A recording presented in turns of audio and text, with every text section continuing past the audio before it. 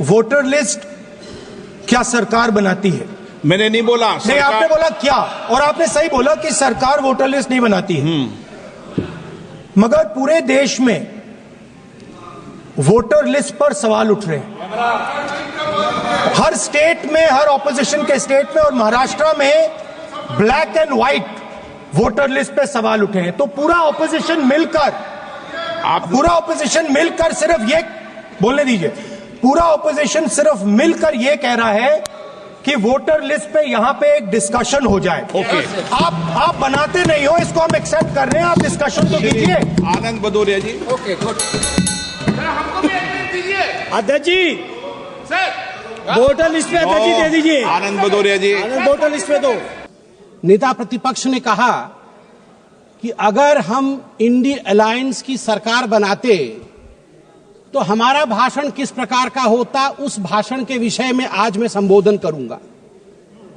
यहां सभी गणमान्य लोग बैठे हुए हैं, हिंदी समझते हैं, और हिंदी में एक मुहावरा है, अगर चाची की मूंछ होती तो वो चाचा कहलाती, अगर चाची की मूंछ होती तो वो चाचा कहलाती, अब चाची की मूंछ नहीं है तो वो चाचा नहीं हो सकती। तो ये इंडी अलायंस की सरकार बनेगी और फिर वो भाषण लिखेंगे और वो भाषण हमें सुनाएंगे, यह मौका कभी आने वाला नहीं है। और वैसे सभापति महोदय, ये कोई बोल रहा है चाची 420, वैसे ये शब्द प्रयोग करना शायद प्रतिबंधित होगा, मगर सबसे महत्वपूर्ण विषय है कि ये इंडी अलायंस क्या है। अभी दिल्ली के चुनाव चल रहे हैं, कल दिल्ली का चुनाव है। अब इंडी अलायंस को लेकर किस प्रकार की भ्रामक स्थिति बनी हुई है आप देखिए। नाम लेना मना है, इसलिए बिना नाम लिए ही मैं बता देता हूं। टी शर्ट और मफलर के बीच लड़ाई चल रही है। टी शर्ट भी इंडिया अलायंस में है और मफलर भी इंडिया अलायंस में है। और टी शर्ट ने भाषण दिया है, पटपड़गंज में मैं भाषण को पढ़ के सुना रहा हूं। टी शर्ट ने कहा है, टी शर्ट हाँ उसी पे है जी, दिल्ली भी भारत में आता है। टी शर्ट ने कहा है, उन्होंने एक नई तरीके की राजनीति की बात की थी, माने मफलर ने, उन्होंने एक नई तरीके की राजनीति की बात की थी।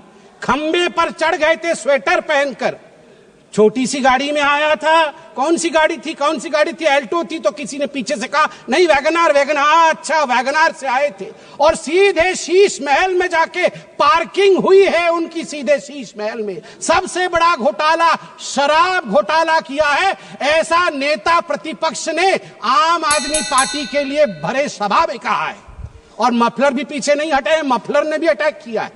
मफलर ने भी कहा है टी शर्ट को कि टी शर्ट और टी शर्ट के जीजाजी, ये दोनों नेशनल हेराल्ड केस में जेल के अंदर चक्की पीसने चाहिए। ये टी शर्ट और टी शर्ट के जीजाजी बाहर कैसे? मफलर ने कहा है। अब आप बताइए, अगर इंडिया अलायंस के अंदर ये आप इनके रिश्ते को चाइनीज नूडल्स, ये नूडल्स भी इतना कॉम्प्लिकेटेड नहीं है जितना इनके इंडिया अलायंस का रिश्ता कॉम्प्लिकेटेड है। ऐसे में ये सपना देख रहे हैं कि कभी इनकी सरकार बनेगी तो वो भाषण करेंगे।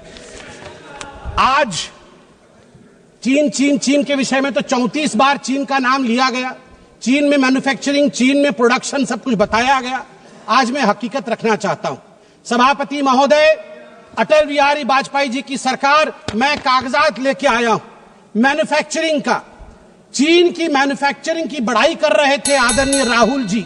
2004 में अटल बिहारी वाजपेयी जी के कार्यकाल में India China bilateral trade had set a new record with a total trade touching 13.6 billion US dollar, and India was enjoying a comfortable trade surplus of 1.75 billion US dollars.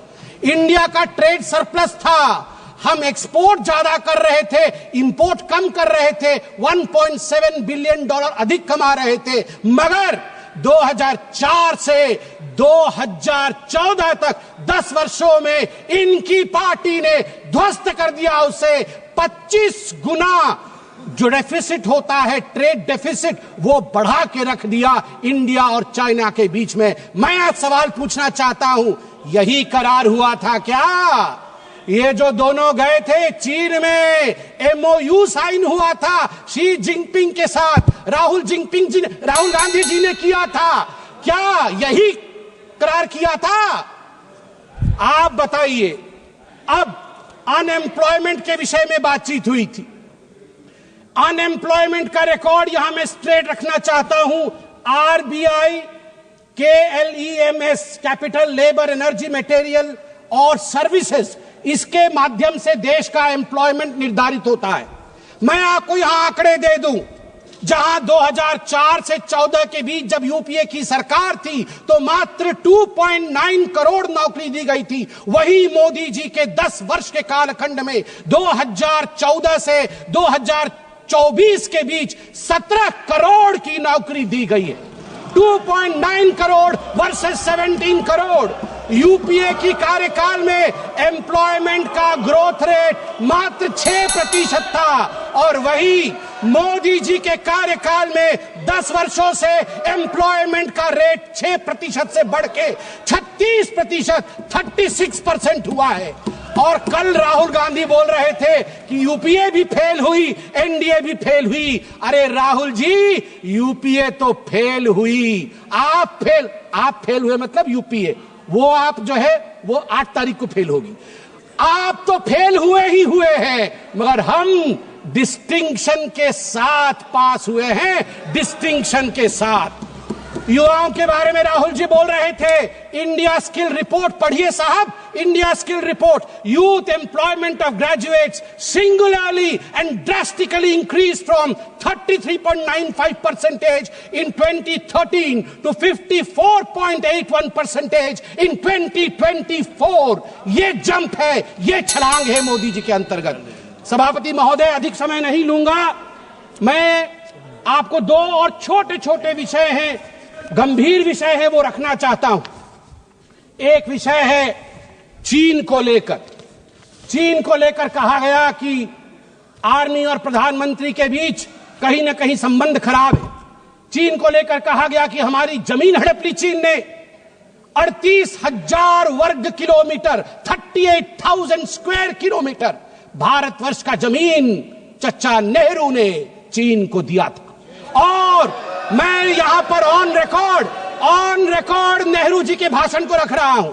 Nehru ji ने भाषण देते हुए अक्षय चिन्ह पर जब अटैक हुआ था उनके ऊपर इसी पार्लियामेंट में, तो नेहरू जी ने क्या कहा था, ध्यान से सुनिए। नेहरू जी ने क्या कहा था? Not a blade of grass grows there, not a blade of grass grows there, 17,000 feet high, uninhabitable, and we didn't even know where it is। तो हमने दे दिया। तो आप जानते हैं सभापति महोदय, महावीर त्यागी जो खुद कांग्रेस के ही मंत्री थे, नेहरू जी के कैबिनेट के, वो खड़े हुए और महावीर त्यागी जी के बाल नहीं थे, उन्होंने अपना सर दिखाया और कहा, Nehru ji, this head, bald head, does not grow any hair. Should I give the head to someone else? Should I give the head to someone else? तो नेहरू जी भी शर्मिंदा हो गए थे, नेहरू जी भी शर्मिंदा हो गए थे।